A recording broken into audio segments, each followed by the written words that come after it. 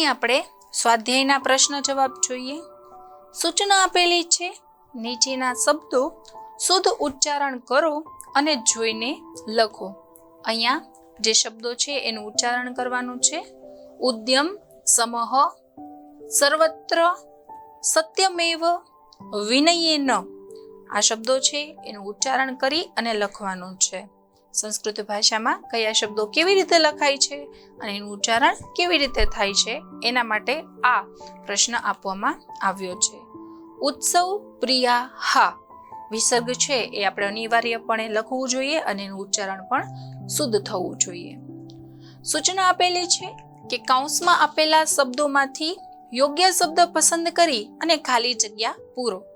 અહીંયા કૌંસમાં અમુક શબ્દો આપેલા છે, એ શબ્દોનો ઉપયોગ કરી અને આપણે ખાલી જગ્યા પૂરવાની છે, જે આપણે પાઠ્યપુસ્તકમાં આપેલ છે।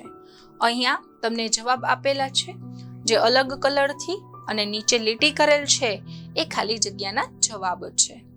વૃક્ષાઃ સત્પુરુષાઃ ઇવ, અહિંસા પરમો ધર્મઃ, સત્યમ એવ જયતે, વિદ્યા વિનયેન શોભતે, નાસ્તિ ઉદ્યમેન સમઃ બંધુ। મિત્રો, આપણે જે સૂક્તિઓ ભણી ગયા તેમાંથી જ આ ખાલી જગ્યાઓ પૂછવામાં આવેલી છે।